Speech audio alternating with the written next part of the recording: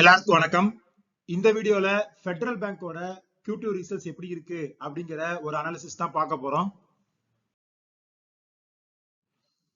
Federal bank வந்து இந்த குவார்டர்ல அவங்களோட ப்ராஃபிட் அப்படிங்கிறது 9.6% வந்து இயர் ஆன் இயர் டிராப் ஆயிருக்கு. பட் ஆனா குவார்டர் ஆன் குவார்டர் பார்க்கும்போது 11% வந்து க்ரோ ஆயிருக்கு. இந்த குவார்டர்ல அவங்க 955 கோடி வந்து ப்ராஃபிட் பண்ணியிருக்காங்க. இதுவே லாஸ்ட் இயர் இதே குவார்டர்ல 1057 கோடி வந்து அவங்க ப்ராஃபிட் பண்ணியிருக்காங்க. அடுத்து அவங்களோட நெட் இன்ட்ரெஸ்ட் இன்கம் எவ்வளவு இருக்கு அப்படின்னு பார்த்தோம்னா அது வந்து இயர் ஆன் இயர் 5.4% வந்து இன்க்ரீஸ் ஆயிருக்கு. அவங்களோட நெட் இன்ட்ரெஸ்ட் இன்கம் வந்து இந்த குவார்டர்ல 2495 கோடி வந்து பண்ணிருக்காங்க. இதுவே லாஸ்ட் இயர் இதே குவார்டர்ல 2367 கோடி வந்து பண்ணிருக்காங்க. ஸோ நெட் இன்ட்ரெஸ்ட் இன்கம் வந்து பாசிட்டிவா க்ரோ ஆயிருக்கு அப்படிங்கிறது ஒரு நல்ல விஷயம். அடுத்து அவங்களோட அதர் இன்கம் அப்படின்னு பார்த்தோம்னா அதுவுமே இயர் ஆன் இயர் வந்து 12% க்ரோ ஆயிருக்கு. பட் ஆனா குவார்டர் ஆன் குவார்டர்ல அவங்களோட அதர் இன்கம் வந்து ஓரளவுக்கு குறைஞ்சிருக்கு. அடுத்து அவங்களோட ப்ரொவிஷன்ஸ் அப்படின்னு பார்த்தோம்னா இந்த அளவுக்கு ப்ராஃபிட் வந்து நெகட்டிவா இருக்கிறதுக்கான காரணம் அப்படிங்கிறது இந்த குவார்டர்ல அவங்க ப்ரொவிஷன்ஸை வந்து இன்க்ரீஸ் பண்ணிருக்காங்க. லாஸ்ட் இயர் இதே குவார்டர்ல 509 கோடி வந்து ப்ரொவிஷன்ஸ் பண்ணியிருந்தாங்க. இப்போ 689 கோடி வந்து அவங்க ப்ரொவிஷன்ஸ் பண்ணியிருக்காங்க. ஸோ ப்ரொவிஷன் அப்படிங்கிறது 35% கிட்ட வந்து இன்க்ரீஸ் ஆயிருக்கு. ஸோ இதுல இருந்து நமக்கு என்ன புரியுது அப்படின்னா பேங்க்ஸ் வந்து அடுத்தடுத்த குவார்டர்ல நிறைய லோன்ஸ் வந்து என்பிஏ ஆகிறதுக்கான சான்ஸ் இருக்கு. ஸோ அதுக்காக இப்பயே வந்து அவங்களோட ரெவன்யூல ஒரு பர்சன்டேஜ் எடுத்து ப்ரொவிஷன் பண்ணி வைக்கிறாங்க அப்படிங்கிறது நமக்கு புரியுது. அடுத்து பிசினஸ் அப்டேட்ஸ் எப்படி இருக்கு அப்படிங்கிறத பார்க்கலாம்.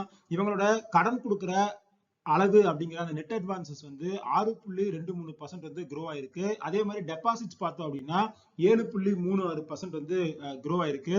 அதே மாதிரி அவங்களோட ஃபீ இன்கம் அப்படிங்கிறது 13% வந்து இன்க்ரீஸ் ஆயிருக்கு. ஸோ இவங்களோட அந்த நான் இன்ட்ரெஸ்ட் இன்கம் வந்து இன்க்ரீஸ் ஆயிட்டே இருக்கு. ஸோ இந்த சைடு இந்த ஃபீ இன்கமோட சேர்த்துன அந்த டோட்டல் இன்கம் அப்படிங்கிறது 3.75% வந்து க்ரோ ஆயிருக்கு. அடுத்து அசெட் குவாலிட்டி அப்படின்னு பார்த்தோம்னா அசெட் குவாலிட்டி வந்து லாஸ்ட் இயர் கிராஸ் என்பிஏ 2.09% இருந்தது. அது இப்போ குறைஞ்சி 1.83% வந்து இருக்கு. அதே மாதிரி நெட் என்பிஏ பார்த்தோம் அப்படின்னா 0.57% இருந்து 0.48% இருக்கு. ஸோ அசெட் குவாலிட்டி இம்ப்ரூவ் ஆயிருக்கிறது அப்படிங்கிறது வந்து ஒரு நல்ல பாசிட்டிவ் நியூஸ் தான். ஆனா அதே சமயத்துல இவங்க ப்ரொவிஷனை வந்து இன்க்ரீஸ் பண்ணிருக்காங்க அப்படிங்கிறப்ப அடுத்தடுத்த குவார்டர்ல என்பிஎஸ் வந்து எப்படி மூவ் ஆகுது அப்படிங்கிறத நாம வந்து பார்க்கணும். அடுத்து இன்னும் சில பிசினஸ் அப்டேட்ஸ் என்ன அப்படிங்கிறத பார்க்கலாம். இவங்களோட காசா டெபாசிட்ஸ் வந்து இயர் ஆன் இயர் 10.71% வந்து இன்க்ரீஸ் ஆயிருக்கு. அதே மாதிரி இவங்களோட காசா ரேஷியோ வந்து 31.01% இருக்கு. இது இயர் ஆன் இயர் வந்து 94 பேசிஸ் பாயிண்ட் வந்து இன்க்ரீஸ் ஆயிருக்கு. ரிட்டர்ன் ஆன் அசெட்ஸ் வந்து 1%க்கு மேல இருக்கு. ஸோ அதுவுமே ஒரு பாசிட்டிவ் நியூஸ் தான். அடுத்து நெட் இன்ட்ரெஸ்ட் மார்ஜின் வந்து 3.06% இருக்கு. இது குவார்டர் ஆன் குவார்டர் வந்து 12 பேசிஸ் பாயிண்ட்ஸ்ல வந்து இருக்கு.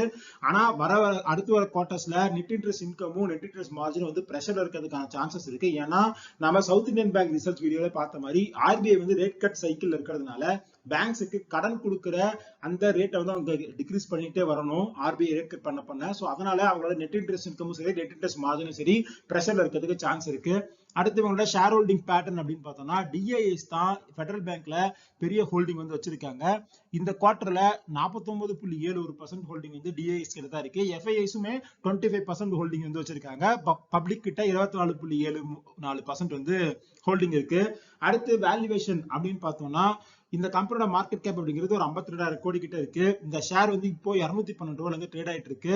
ஸ்டாக்கோட பிஇ அப்படிங்கிறது 13.2, ஓரளவுக்கு நல்ல வேல்யூவேஷன் தான். ஆனா புக் வேல்யூ வந்து 147 ரூபாய் இருக்கு. ஸோ புக் வேல்யூவோட 1.5 டைம்ஸ் வந்து இந்த பேங்க் வந்து ட்ரேட் ஆயிட்டு இருக்கு.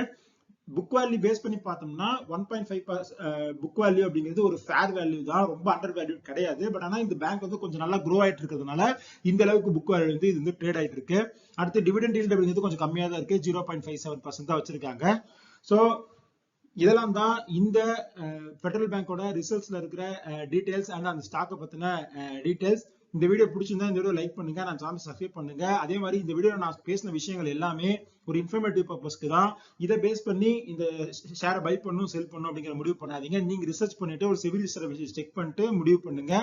இதே மாதிரி இன்னொரு கம்பெனியோட ரிசல்ட்ஸ் ரிவ்யூல உங்களை மீட் பண்றேன். அது வரைக்கும் நன்றி, வணக்கம்.